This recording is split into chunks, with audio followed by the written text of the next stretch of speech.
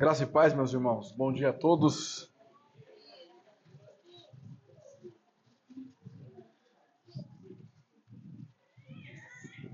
Os irmãos vão perceber, a nossa liturgia está um tanto distinta daquilo que será proposto aqui agora no sermão, porque na verdade houve uma mudança de última hora.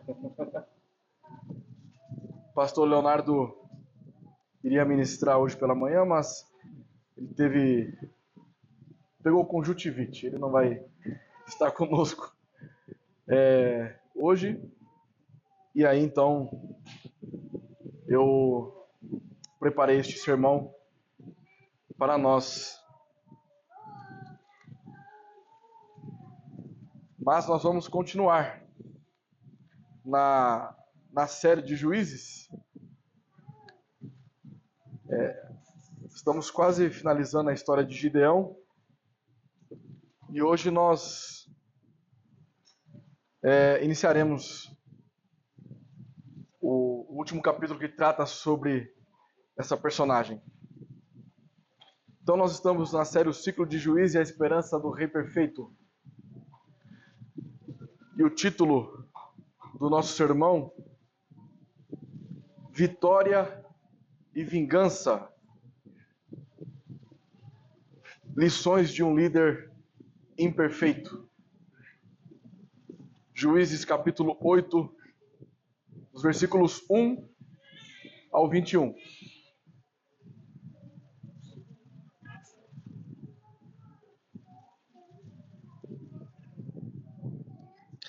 Então os homens de Efraim disseram a Gideão: Que é isto que nos fizeste?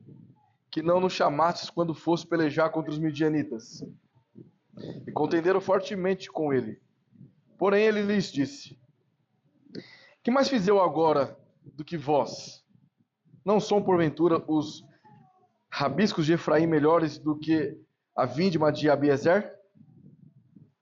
Deus entregou nas vossas mãos os príncipes dos midianitas, Oreb e Zeeb. Que podiam fazer comparável com o que fizestes? Então, com falar-lhes esta palavra, abrandou-lhes a ira para com ele. Vindo Gideão ao Jordão, passou com os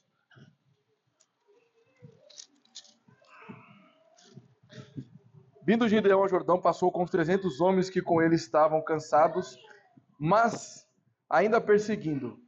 E disse aos homens de Sucote: Dai, peço-vos alguns pães para que estes que me seguem, pois estão cansados, e eu vou ao encalço de Zeba e Salmuna, rei dos midianitas. Porém os príncipes de Sucote disseram: Porventura tem já sob teu poder o punho de Zeba e de Salmuna, para que demos pão ao teu exército? Então disse Gideão: Por isso, quando o Senhor entregar nas minhas mãos Zeba e Salmuna, trilharei a vossa carne com os espinhos do deserto e com os abrolhos. Dali subiu a Penuel, e de igual modo falou a seus homens. Esses de Penuel lhe responderam como os homens de Sucote lhe haviam respondido. Pelo que também falou aos homens de Penuel, dizendo: Quando eu voltar em paz, derribarei esta torre. Estavam, pois, Zeb e Salmuna em Carcor, e os seus exércitos com eles, uns 15.000 homens, todos os que restaram do exército de povos do Oriente. E os que caíram foram 120.000 homens, que puxavam da espada. Subiu Gideão pelo caminho dos nômades ao oriente de Noba e Joguebeá, e feriu aquele exército que se achava descuidado. Fugiram Zeba e Salmuna, porém ele os perseguiu, e prendeu os 2 reis dos midianitas, Zeba e Salmuna, e desbaratou todo o exército. Voltando, pois, Gideão, filho de Joás, da peleja pela subida de Heres, deteve a um moço de Sucote e lhe fez perguntas.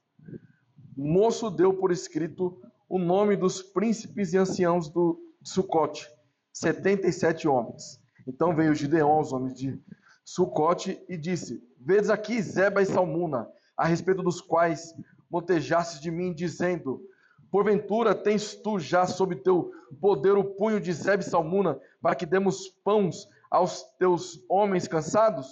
E tomou os anciãos da cidade e espinhos do deserto e abrolhos, e com eles deu severa lição aos homens de Sucote.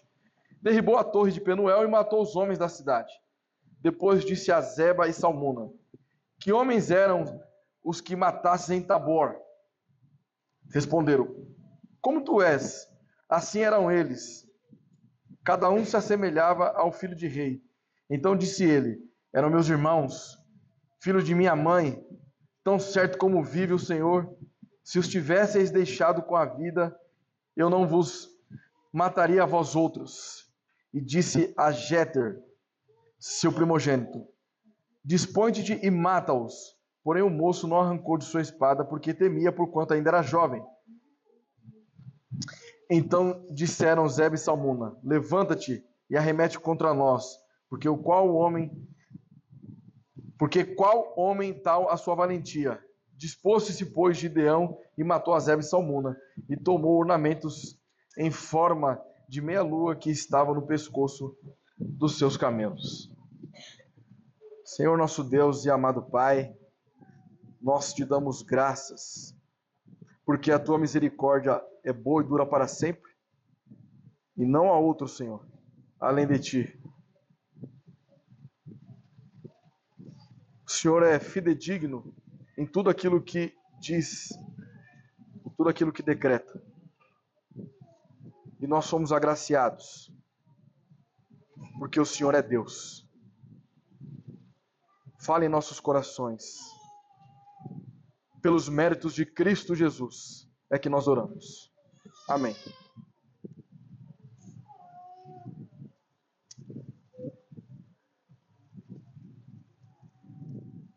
Criançada, imaginem o seguinte. Imagine que nós, os papais, levamos vocês para participar de uma grande disputa de corrida de kart, de carrinhos. E um de vocês, com muita coragem e esforço, venceu a competição. Está totalmente animado. Que alegria!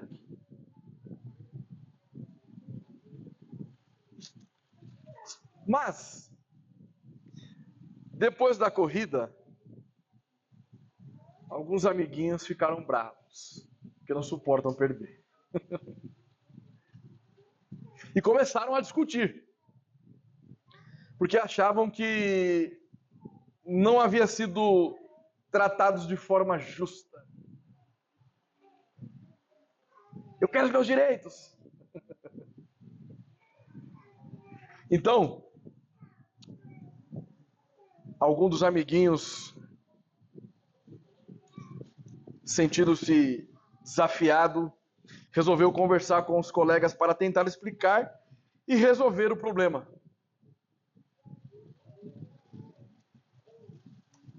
Sua escolha, sua volição, sua atitude mostrou que mesmo depois de vencer, é importante lidar com as consequências e pensar bem antes de agir. Porque cada ação traz uma reação. Se você, Esther, tomar decisões sempre que estiver feliz, em alguns momentos você vai errar. Se você tomar decisões nos momentos em que você está irada, você sempre estará errada. Mas quando você aprender a descansar no Senhor e tomar as decisões de maneira sábia, então você irá agir com justiça, que certamente agradará a Deus. Cada reação pode mudar como as pessoas nos veem. Então, assim como Gideão, que precisou ser corajoso e tomar decisões difíceis, nós precisamos aprender que a verdadeira liderança é mostrada nas atitudes após a vitória. Não deixar que as coisas subam para a nossa cabeça. Queridos irmãos, nós estamos trabalhando na série de Juízes. E o que é comum entre um juiz a outro juiz?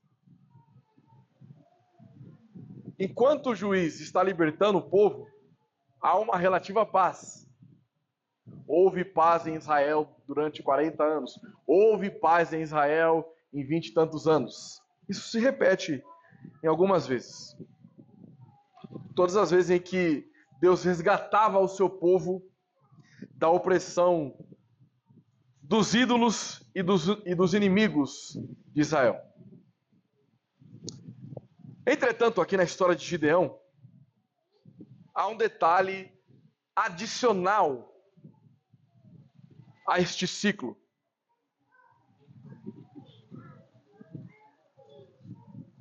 É a duração da paz que os israelitas usufruíram sob a liderança daquele juiz em particular. No caso de Gideão, a coisa não foi tão simples assim.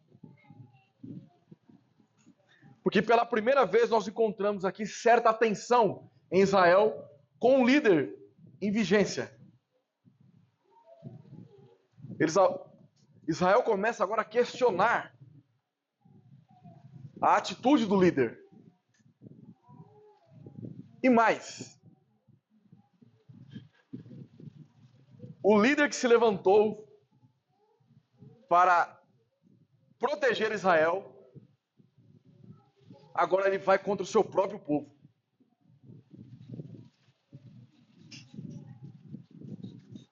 Então, se por um lado Israel estava distante provisoriamente da idolatria e dos inimigos, mas também tinha um líder agora que tomava decisões precipitadas. Nós vamos entender no decorrer deste sermão, que está dividido em 3 partes principais. Precisamos lembrar aqui o título: Vitória e Vingança. Teremos aqui então lições de um líder imperfeito. Como que nós aprendemos, como nós tiramos lições a respeito deste líder imperfeito? Primeiro, entendendo por que ele é imperfeito. Então, no nosso primeiro ponto, nós vamos perceber a imperfeição de Gideão já através da sua liderança testada. Como é que eu sei que ele é imperfeito? Porque a liderança dele foi testada e reprovada, em certo sentido.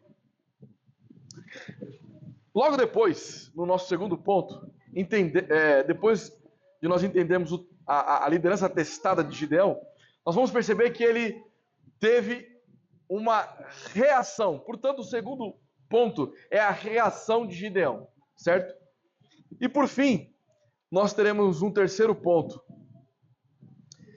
que vamos tratar sobre a consequência da imperfeição de Gideão, ou a consequência da falha de Gideão.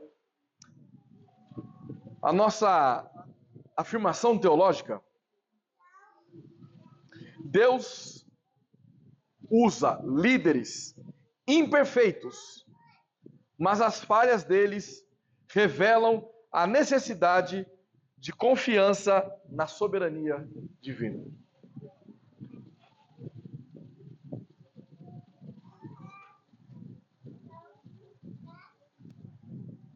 Quanto mais nós enxergamos imperfeições em nós, mais isso nos mostra que dependemos de confiar na soberania de Deus. Palavra-chave para as criançadas: consequências. Isso é uma palavra boa para os pais trabalharem com as crianças durante a semana, né? Principalmente quando eles aprontarem alguma coisa e precisar sofrer a consequência da correção. Vamos lá. A liderança atestada de Gideão. Como é que nós vamos entender a imperfeição deste líder? Vamos ler novamente os versículos 1 ao 6. Então os homens de Efraim disseram a Gideão: que é isso que nos fizeste? Que não nos chamou quando fosse pelejar contra os midianitas? E contenderam fortemente com ele. Por ele lhes disse: que mais fiz eu agora do que vós? Não são porventura os abiscos de Efraim melhores do que a vindima de Abiezer? Deus entregou nas vossas mãos os príncipes dos midianitas, Oreb e Zeeb. Que podiam fazer comparável com o que fizestes? Então, com falar-lhes esta palavra, abrandou-lhe-se a ira para com ele. Vindo Gideão ao Jordão, passou com os 300 homens que com ele estavam, cansados, mas ainda perseguindo. E disse aos homens de Sucote: dai, peço-vos alguns pães para estes que me seguem, pois estão cansados. E eu vou ao encalço de Zeba e Salmuna, rei dos midianitas. Porém os príncipes de Sucote disseram: porventura tem já sob teu poder o punho de Zeba e Salmuna, para que demos pão ao teu exército? Até aqui.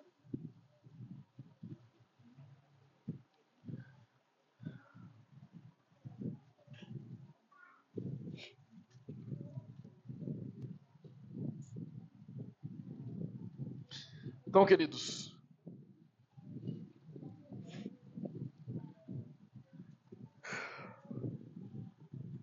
Gideão, a liderança de Gideão é atestada quando ele lida com Efraim com certa diplomacia e humildade. A tribo de Efraim é irmã da tribo de Manassés, a tribo da qual Gideão fazia parte. Ambas procedentes de José.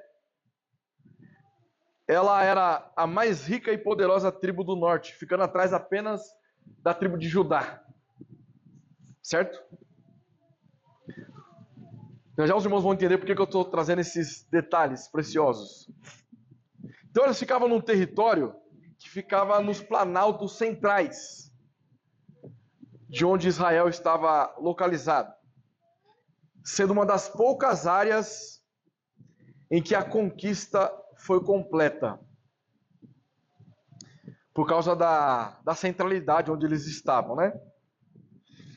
Então, nesse local em que eles estavam, eles ficavam numa posição tão estratégica que eles eram preservados de muitas incursões dos vizinhos hostis de Israel.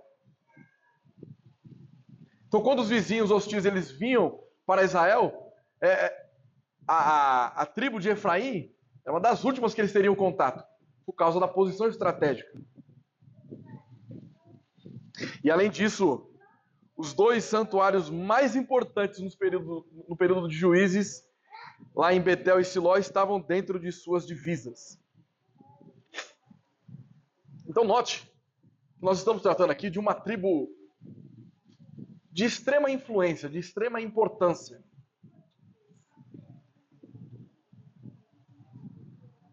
E eles ficam ressentidos com Gideão. Assim, meu irmão, como é que você não foi chamar nós para peleja? Nós estivemos juntos lá com Eude, lembra que eles estavam lá, foram convocados por Eude? Estávamos juntos lá com Débora e Baraque. Aí chega você e não nos convida para a festa? Precisamos instalar aqui um alerta para esta tribo. Porque o que Deus havia dito para Gideão lá no início? O exército que você tá, meu amigo, tá grande demais. Esse povo vai se vangloriar contra mim. Vamos buscar vanglória.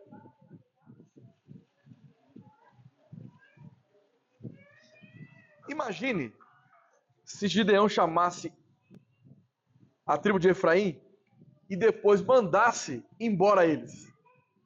Aí pronto, a confusão estava armada. Porque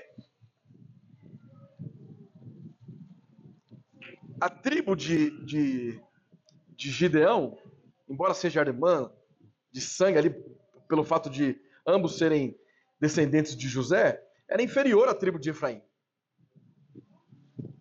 Então, com esse tipo de declaração, parece que Efraim não estaria tão disposto a se submeter à liderança de Gideão, por conta do prestígio que eles já tinham dentro da comunidade de Israel. Então, o que está acontecendo aqui? Eles estão demonstrando uma atitude de ciúme. Como é que outras pessoas inferiores a nós foram para a batalha e nós não fomos? Inveja. O ciúme, ele busca reconhecimento. Deus estava correto ao dizer que Israel iria se vangloriar. Provavelmente eles não se submeteriam ao juiz escolhido por Deus. Quem você pensa que é, Gideão?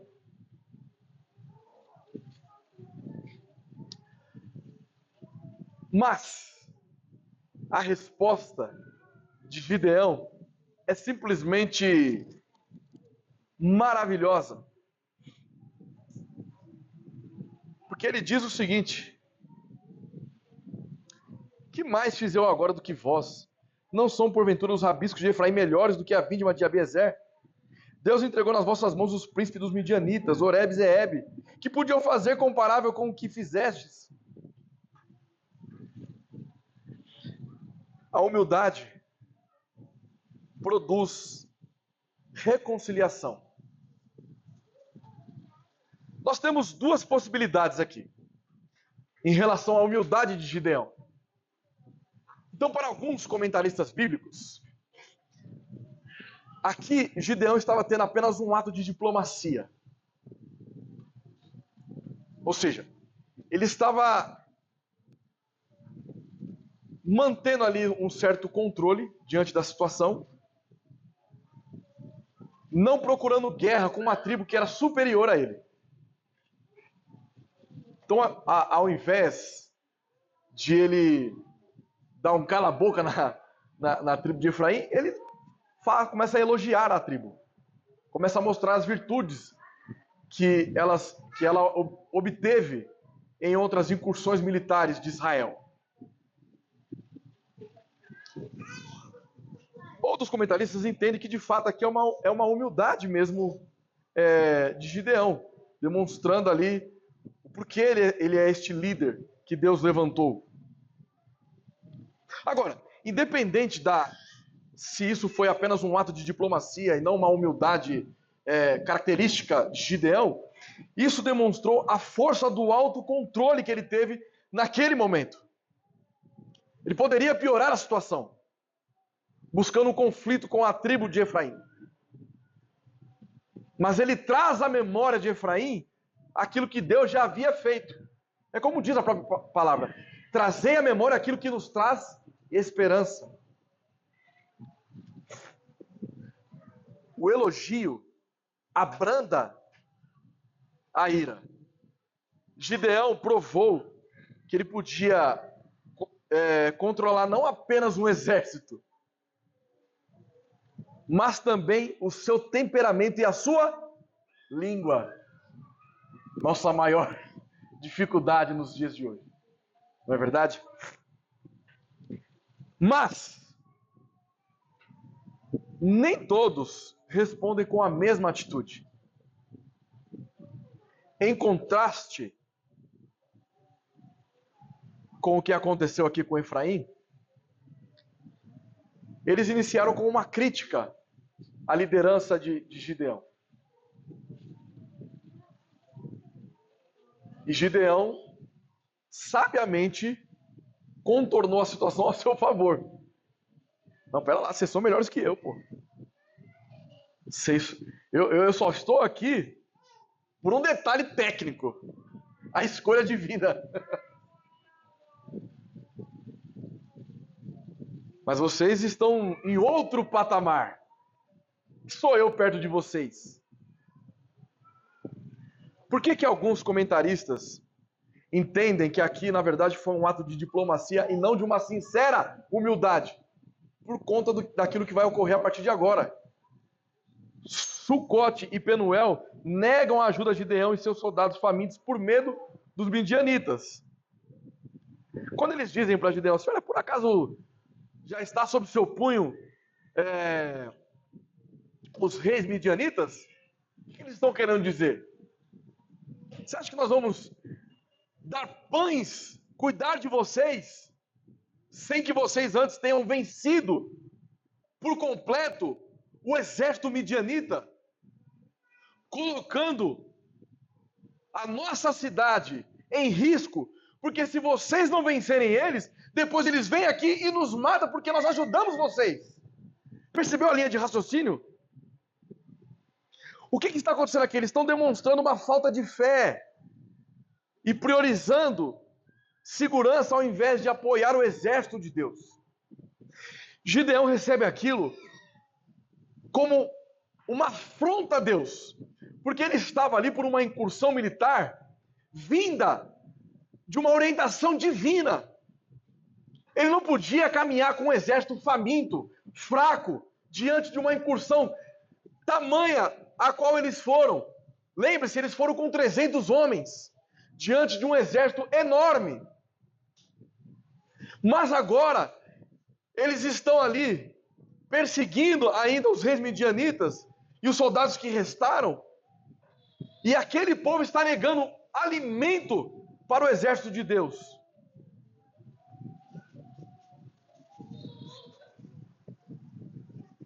Os homens de Sucote não pensaram que alimentar um irmão faminto era uma oportunidade de mostrar amor, mas sim um risco que não desejavam correr.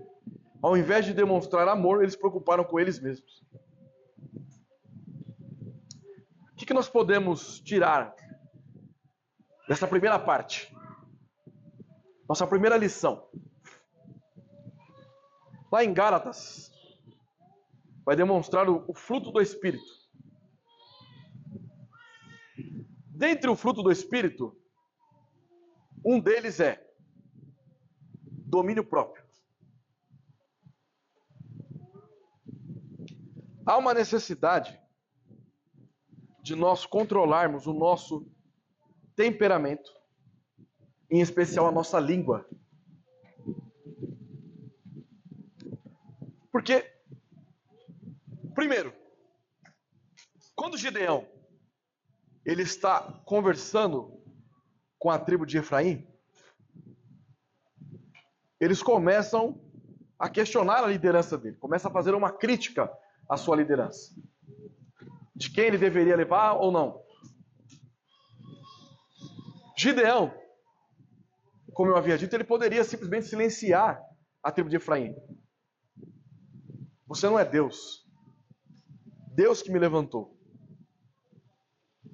Ele poderia dar aquilo que nós chamamos de carteirada, na verdade, mas ele não faz isso.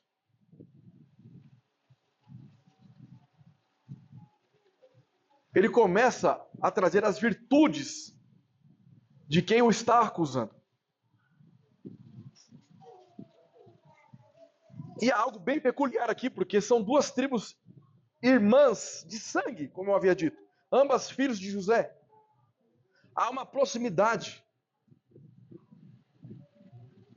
Isso pode ser também o porquê Gideão agiu com humildade. Então, na verdade, já seria a terceira situação aqui do que seria essa humildade de Gideão. Mas a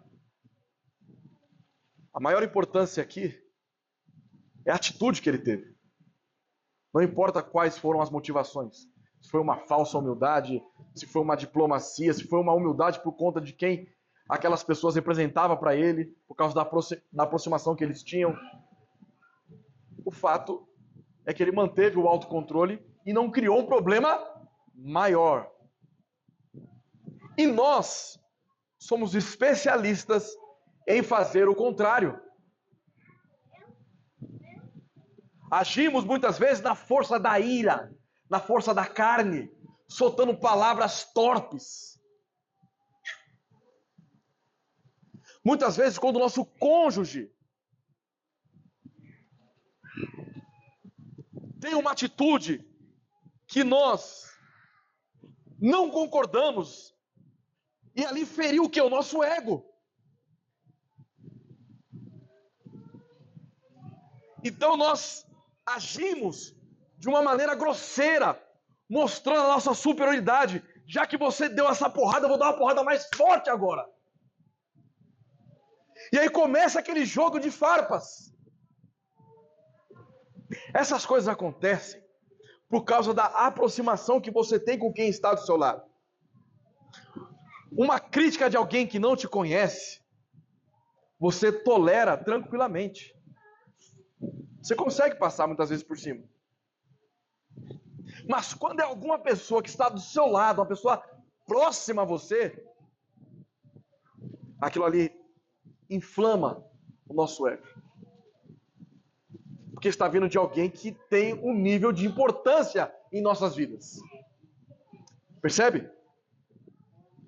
Então, como que pessoas iradas, como que pessoas com língua inflamada devem agir? O fruto do Espírito, domínio próprio, já diz tudo, é do Espírito, não é nosso. Mas o Espírito habita em todo aquele que confessa a fé em Jesus Cristo. Então é por meio de Cristo que nossas orações devem ser: Senhor, eu não consigo, eu não posso, eu preciso de ajuda, eu não sei me dominar, eu não tenho domínio próprio, eu perco o controle facilmente. Eu preciso aprender a dominar a minha ira. Eu preciso dominar a minha língua. Eu preciso dominar as minhas emoções. Como que eu faço isso? Me ajuda, Senhor, socorro! Se de fato eu sou alguém pela qual o Senhor morreu e o teu Espírito habita em mim, Senhor, frutifica no meu coração o domínio próprio. Segundo ponto, nós precisamos também aproveitar as oportunidades de demonstrar amor ao próximo. Quando Gideão chega com os 300 pedindo pães a Sucote, eles temem o exército inimigo. Eles estão preocupados com a segurança própria. E eles não estão nem um pouco preocupados em demonstrar amor ao próximo. Nós precisamos aproveitar as oportunidades. Todo aquele que demonstra amor ao próximo está evidenciando que Cristo está na sua vida.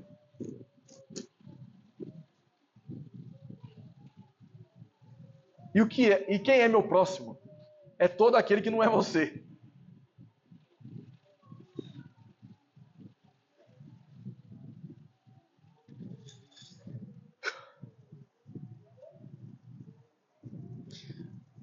Então, diante dessa rejeição, Gideão ele tem uma reação.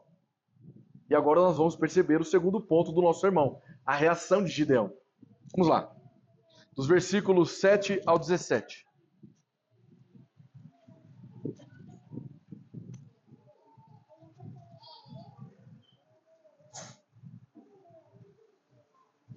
Então disse Gideão: por isso, quando o Senhor entregar nas minhas mãos Zeba e Salmuna, trilharei a vossa carne com os espinhos do deserto e com os abrolhos. Dali subiu a Penuel e de igual modo falou a seus homens. Estes de Penuel lhe responderam como os homens de Sucote lhe havia respondido, pelo que também falou aos homens de Penuel, dizendo: quando eu voltar em paz, derribarei esta torre. Estavam, pois, Zeba e Salmuna em Carcor, e os seus exércitos com eles, uns 15.000 homens, todos os que restaram do exército de povos do Oriente. E os que caíram foram 120.000 homens que puxavam da espada. Subiu Gideão pelo caminho dos nômades ao oriente de Noba e Joguebeá, e feriu aquele exército que se achava descuidado. Fugiram Zeba e Salmuna, porém ele os perseguiu e prendeu os 2 reis dos midianitas, Zeba e Salmuna, e desbaratou todo o exército. Voltando, pois, Gideão, filho de Joás, da peleja pela subida de Heres, deteve a um moço de Sucote e lhe fez perguntas. O moço deu por escrito o nome dos príncipes anciãos de Sucote, 77 homens. Então veio Gideão aos homens de Sucote e disse: Vedes aqui Zeba e Salmuna, a respeito dos quais motejastes de mim, dizendo: Porventura tens tu já sob teu poder o punho de Zeba e Salmuna, para que demos pão aos teus homens cansados? E tomou os anciãos da cidade e espinhos do deserto e abrolhos, e com eles deu severa lição aos homens de Sucote. Derrubou a torre de Penuel e matou os homens da cidade.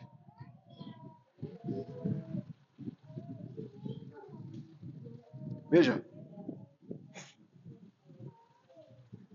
Vocês já ouviram falar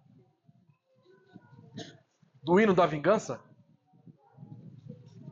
Eu acho que foi inspirado nessa história aqui, né? Quem te viu passar na prova e não te ajudou. Aí, era Gideão agora. Ah, você não vai me ajudar não, miserável? Você não vai dar pães para nós não, né? Então, a cobra vai fumar para vocês depois. Gideão, ele pune Sucote e Penuel, motivado por uma vingança pessoal e a percepção da dureza de coração deles. Ações severas revelam falha de Gideão em lidar com justiça e temor a Deus. Porque o que acontece, meus irmãos? Gideão, ele se ira contra Sucote e Penuel. Porque de fato eles estavam pensando em si mesmo e não na glória de Deus. Porque na verdade a vitória de Israel simboliza a glória de Deus, triunfando sobre os inimigos de Israel. Gideão entendeu aquilo. Mas ele agora ele começa a agir de uma forma que parece que ele gostaria de ser recebido da seguinte forma: olha, ó, não, você já derrotou boa parte lá, né? Você já fez, ó, você...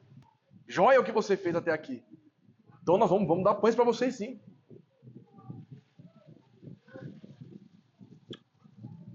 Nós temos aqui uma ameaça feita. Nós vamos sumariar agora, ponto a ponto, dos versículos 7 ao 17, devido ao tamanho desta parte que nós vamos trabalhar. Então, primeiro nós temos uma ameaça feita. A ira de Gideão contra Sucote e Penuel mostra que ele espera receber glórias por suas realizações. Talvez ele se esqueceu que Deus havia chamado ele e mais 300 homens.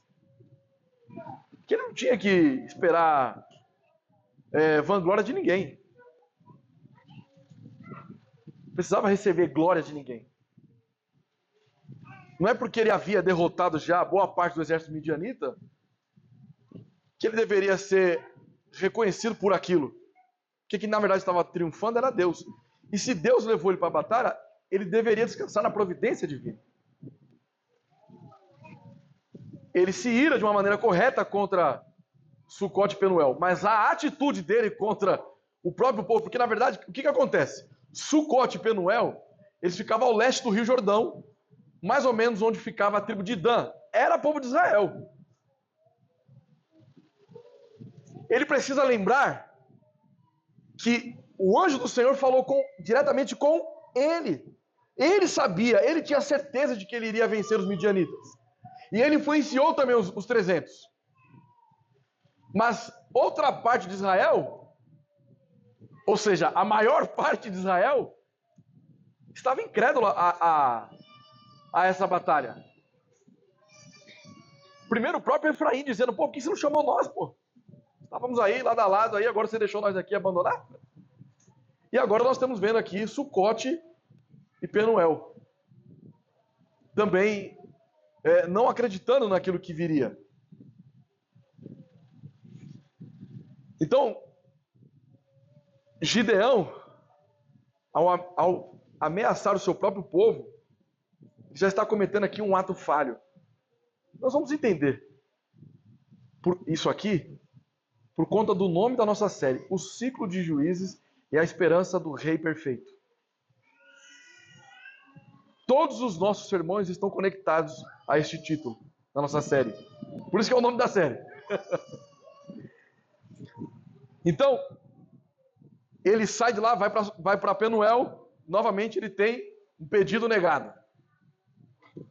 Ele chega em Penuel, acesso negado. Aí, uma nova ameaça. Então ele vai contra os midianitas. E ele obtém vitória, apesar de um menor número que havia com os reis midianitas. Porque anteriormente havia 120 mil homens. Agora os reis Zeba e Salmuna estavam com 15 mil soldados. E ele obtém essa vitória como resultado da estratégia. Porque nós estamos fazendo aqui as divisões, sermão após sermão, para o nosso entendimento ficar melhor. Mas a narrativa deve ser... Todas as vezes que nós vamos ler alguma parte desse texto, nós precisamos entender o contexto geral. Então havia uma estratégia de 300 homens que iria enfrentar o exército midianita. Então, eles tiveram a primeira vitória na primeira batalha. Mas havia uma segunda batalha agora, com os 2 reis que haviam fugido e mais 15 mil homens. E continuam os 300 homens aqui perseguidos. E eles obtêm vitória sobre estes homens. Na estratégia, primeiro eles pegaram o exército desprevenido, na calada da noite. Agora eles pegam este exército descuidado. Deus sempre agindo com providência em favor do seu povo. E eles então obtêm uma vitória completa sobre um poderoso exército. O que Gideão faz? Ele esquece do que Sucote e Penuel fizeram com ele? Não. Seu desejo de vingança está fervendo no seu coração. Por isso que ele vai até essas cidades, começa agora a humilhar o seu próprio povo. Por quê? Porque o ego de Gideão estava inflamado. Como assim vocês não vão alimentar a mim e aos meus seguidores? Depois de tudo aquilo que nós fizemos e daquilo que vamos fazer, quem vocês pensam que são? Note, Efraim era uma tribo mais forte que a dele. Só perdia para Judá. Só que agora ele está diante de um pequeno povoado ali. Ele não demonstra tamanha humildade que ele havia demonstrado anteriormente. Percebe por que alguns comentaristas começam a conflitar se de fato foi uma humildade verdadeira? Porque ele age agora sem misericórdia. Ele vai contra Sucote, ele vai contra Penuel, sabendo que ali é povo de Deus também. Por causa do seu ego. Nós temos aqui uma segunda lição. Ego inflamado produz decisões equivocadas. Todas as vezes que nós agimos com o nosso ego inflamado, nós estamos agindo contra a vontade de Deus. Note que, no primeiro momento, nós vemos Efraim com ciúmes, com ressentimento. E nós vemos Gideão agora com o ego inflamado. Tudo isso está em torno de uma cosmovisão antropocêntrica, onde o homem, o desejo do homem, está no centro. É sempre eu. Você tocou em mim, você fez para mim. Por que você fez isso? Por que você agiu dessa forma contra a minha pessoa? Você me machucou, você fez isso comigo. Nós nunca paramos para pensar que um ato contra nós também é uma falha de alguém que nós amamos. Por exemplo, no seu lar, sua esposa, seu marido ou seus filhos, até mesmo aquelas pessoas, seus irmãos em Cristo, quando eles cometem uma falha contra você, o seu ego é inflamado. Mas você precisa começar a raciocinar de que do outro lado está um pecador também. E que ele cometeu uma falha, não somente contra você, mas contra Deus. Porque todo pecado é uma ofensa contra Deus. Por que as pessoas elas têm dificuldade de buscar um arrependimento genuíno? Por que elas não conseguem se arrepender? Porque todas as vezes que elas cometem pecado, elas acham que cometeram algum pecado contra o próximo ou contra elas mesmas. Mas elas vão começar a ter uma compreensão diferente quando elas começarem a compreender que o nosso pecado primeiro ofende a essência santa de Deus. Ou seja, quando o seu irmão peca contra você, você primeiro precisa entender que ele está ofendendo a santidade de Deus. Se você inflamar o seu irmão mais ainda, vocês vão ter dois pecadores em conflito contra Deus. Falhamos nisso. Todos nós falhamos nisso. Porque ao invés de tomarmos decisões sábias, que buscam a glória de Cristo, buscamos tomar decisões através do nosso ego inflamado. E isso traz consequências. E agora nós vamos ver a consequência da imperfeição de Gideão. Porque ele conquista a vitória, mas é uma vitória que não traz de fato paz em Israel. Ele venceu o exército inimigo, mas ele mesmo passou a ser um tirano contra o seu próprio povo. Veja os versículos 18 ao 21. Depois disse a Zeba e Salmuna: que homens eram os que matastes em Tabor? Note que Gideão está sendo irônico aqui. Ele sabe quem são os homens que esses reis mataram.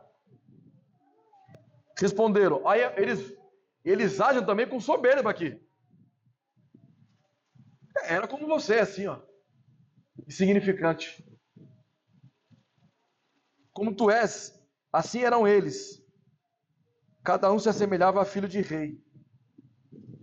Você parece um filho de rei, mas era assim que nem você, assim, as pessoas que nós matamos.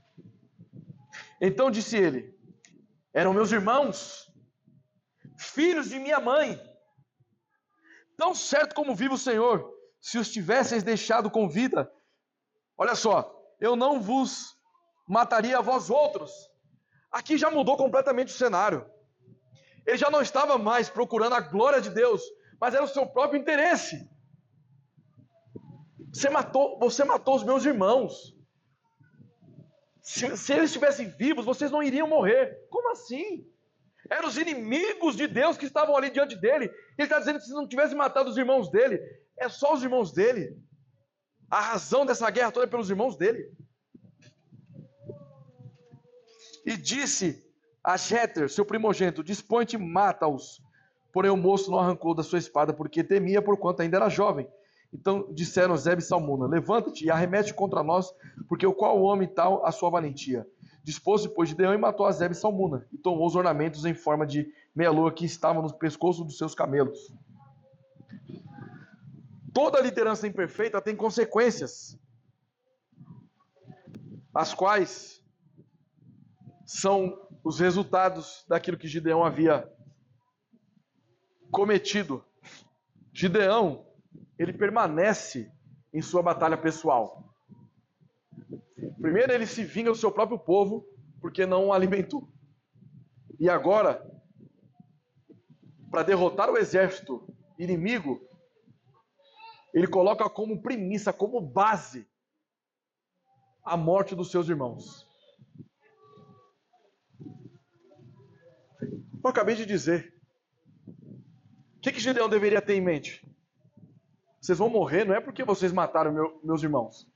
Vocês vão morrer porque vocês ofenderam a glória de Deus. Vocês são inimigos de Deus. Vocês poderiam não ter matado meus irmãos, vocês iam morrer do mesmo jeito. Essa é a postura de Gideão que deveria ter. Mas ele busca a vingança pagando com a mesma moeda. Então essa perseguição cruel e incansável de Gideão foi menos motivada pelo desejo de completar a libertação do povo de Deus do que pelo desejo pessoal da vingança pela honra da própria família. Por isso ele busca humilhar os reis.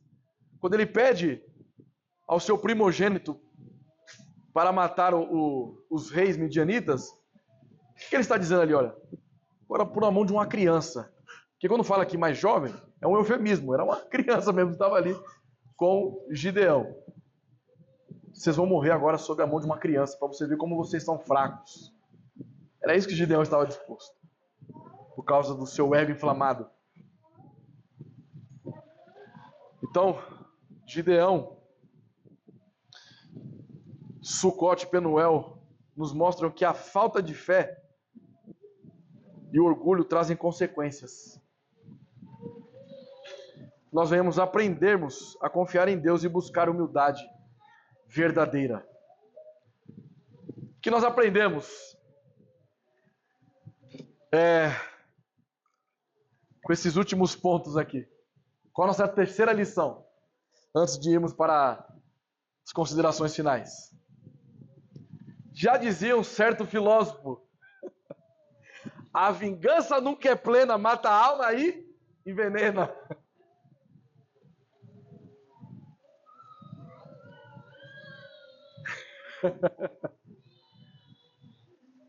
Nosso eterno X-Espírito.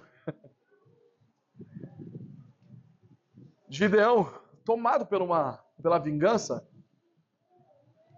ele tem motivações corretas, inicialmente, porque eles pecaram contra Deus. Então Gideão se ira com o seu próprio povo por conta do pecado deles contra Deus. Ele tinha motivações corretas em perseguir e matar os midianitas, porque eles eram inimigos de Deus. Mas a conclusão daquilo que ele fez foi errada. Porque, em última instância,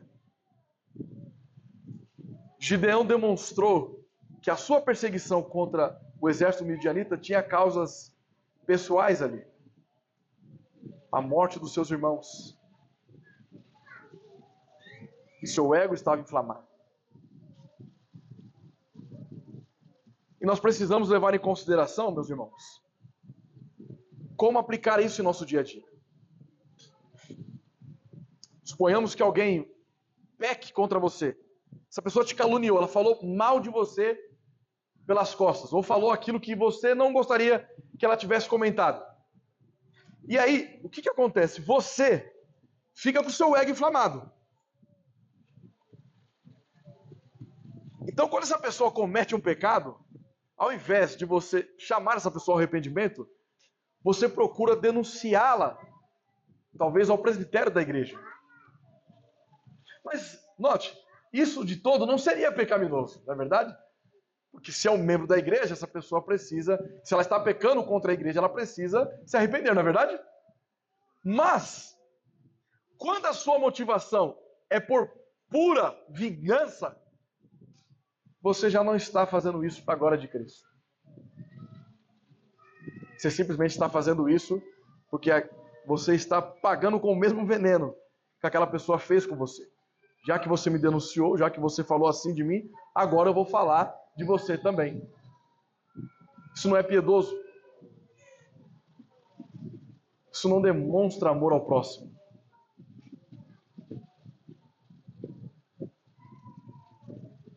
Algo que é bom, que é você chamar a pessoa ao arrependimento e buscar ajuda ao presbitério da igreja, ou a irmãos piedosos, aos diáconos, etc., você transforma em algo maléfico, porque você simplesmente quer levar aquela pessoa por pura vingança.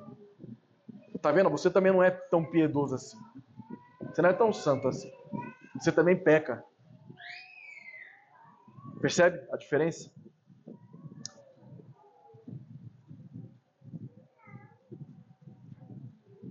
Prestem bastante atenção. Nossa volição não funciona como deveria, porque Deus a criou para escolhê-lo. Mas o pecado danificou a capacidade de fazer essa escolha. Embora tenhamos recebido um novo coração, que inclui uma volição capaz de escolher corretamente, ainda há forte influência do pecado. Por nossa própria conta, com nossas próprias forças, até mesmo nós cristãos fazemos escolhas pecaminosas. Todos aqueles que nasceram de novo, estava comentando com a irmã Nínive recentemente, todos aqueles que nasceram de novo, todos os cristãos regenerados, eles têm a maior liberdade. A teologia reformada, ela afirma a maior liberdade, embora os arminianos pregam um livre-arbítrio pelagiano, mas quem crê na verdadeira liberdade somos nós. Porque alguém que está fora de Cristo, ele só tem a capacidade de escolher o que é pecaminoso. Sobretudo nós, os salvos, os eleitos do Senhor, nós sabemos o que é pecaminoso e o que é santo. Porque a graça de Deus nos alcançou. E agora nós temos a capacidade de escolher o que é certo. Você é responsável por escolher ser piedoso, ser santo. Nossas escolhas não devem ser escolhas contaminadas pelo egoísmo, pelo ego inflamado, por ciúmes. Porque a nós foi concedido novo coração. O novo coração, ele busca sempre pelas coisas piedosas. Apesar da nossa natureza decaída, nossa volição faz o que foi criada para fazer. Não é a volição que está em descompasso com o coração quando dizemos que desejamos adorar o Senhor e depois adoramos outros deuses. São nossas palavras que divergem de nossos desejos e inclinações mais intensos. Nossa volição está funcionando como deve e está fazendo escolhas em conformidade com nossos pensamentos e desejos mais preciosos. Você escolhe de acordo com aquilo que é mais precioso para você. Quando você decide escolher algo pecaminoso e em detrimento a Deus, você está escolhendo dessa forma porque isso é prazeroso a você. Então, nos seus momentos conflitantes, no seu lar, no seu trabalho, ou em qualquer outro contexto, quando você opta em pecar contra Deus, você está fazendo isso por sua livre e espontânea vontade. Mas por causa de sua disposição pecaminosa, nossa volição é mais fortemente atraída para o pecado que para a santidade. A discrepância entre o que dizemos, por exemplo, servimos o Senhor, e o que fazemos, servir a nós mesmos, não se deve à nossa volição em si, mas é aquilo que nos agrada.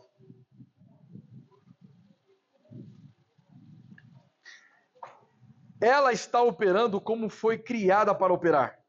A contradição é entre nossas palavras, servimos o Senhor, e os nossos desejos mais intensos. Quando você deixa de servir ao Senhor para servir a qualquer outra coisa, é porque aquela outra coisa se tornou mais intenso na sua vida. Então, por exemplo, naquele momento que você está em discussão com alguém, porque o seu ego foi inflamado, O seu ego está mais intenso do que a vontade de servir a Deus. Por isso que você peca contra ele.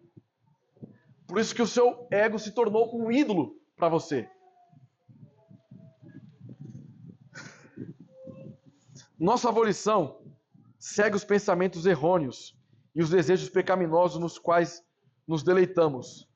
Jonathan Edwards expressa a situação da seguinte forma: um homem jamais, em circunstância alguma, exerce sua vontade de modo contrário a seus desejos ou deseja algo contrário à sua vontade. O que você deseja é a sua vontade. Se você deseja algo fora de Cristo, é porque você quer mesmo. Aquilo é intenso no seu coração.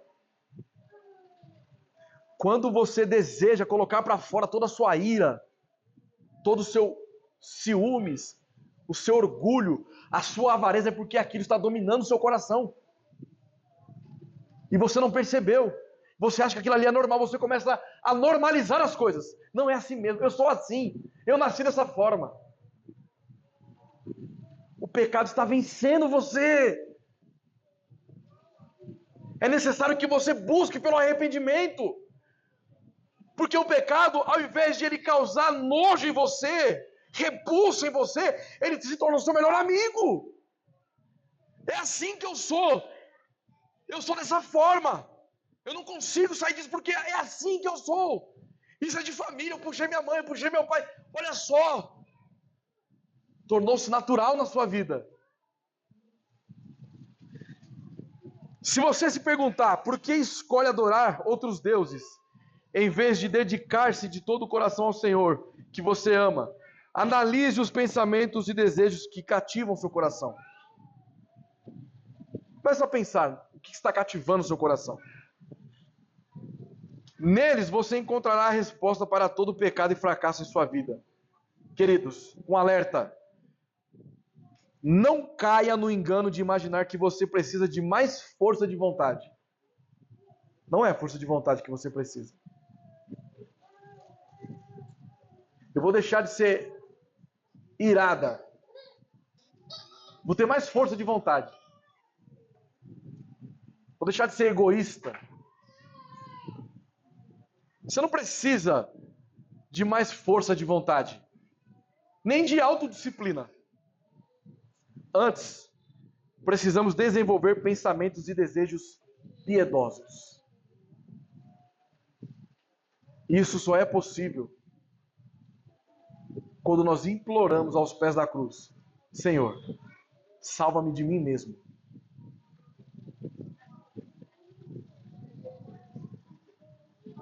Vamos recapitular o que aconteceu com Gideão. Nós temos um homem que foi chamado para uma batalha. Teve o seu exército reduzido a um total de 300 homens. Para que Israel não se vangloriasse contra Deus. Este homem, então, começa a triunfar. Ele recebe críticas por conta de ciúmes, orgulho, ressentimento da tribo de Efraim. Depois, ele passa a ter o seu ego inflamado. E por fim, ele busca a vingança de maneira pessoal. A batalha se tornou pessoal a Gideão. Qual o nome da nossa série? O ciclo de juízes e a esperança do rei perfeito. Gideão é uma demonstração de que mesmo homens que Deus levanta são incapazes de alcançar a perfeição.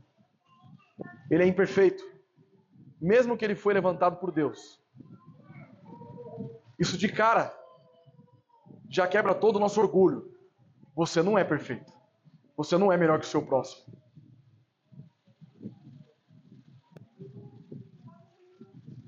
Obviamente ele não é o nosso exemplo, aquele a quem deve ser seguido. Porque a imperfeição de Gideão nos aponta para a esperança do rei perfeito. Porque Jesus Cristo, nos momentos em que ele foi criticado pelos fariseus, pelos saduceus, nos momentos em que ele foi caluniado, nos momentos em que ele foi torturado, que o seu ego foi tocado, nos momentos em que disseram palavras torpes contra ele, nos momentos em que ele foi castigado, em nenhum momento ele buscou pela vingança, em nenhum momento ele buscou agir por orgulho próprio. Ele sempre veio aqui para fazer a vontade do Pai. Ele sempre veio aqui por amor à sua igreja. Ele é o nosso exemplo supremo. Jesus Cristo, Ele é o exemplo da igreja. É a Ele que nós devemos seguir. Não ficarmos irados contra coisas supérfluas.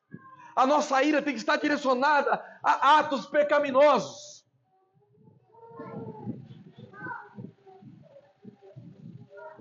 Em nenhum momento Jesus olhou para os seus opressores e disse: quando eu voltar, todos vocês serão castigados. Antes ele havia dito: Pai, perdoa, porque eles não sabem o que fazem. Agir com tamanha ira por coisas supérfluas, com orgulho, com soberba, com avareza, com ciúmes, é agir conforme aqueles que não conheciam a Cristo. Mas nós conhecemos a Ele. Que nós busquemos imediatamente o arrependimento para que possamos, de maneira piedosa, servir ao nosso Deus de maneira genuína. Amém.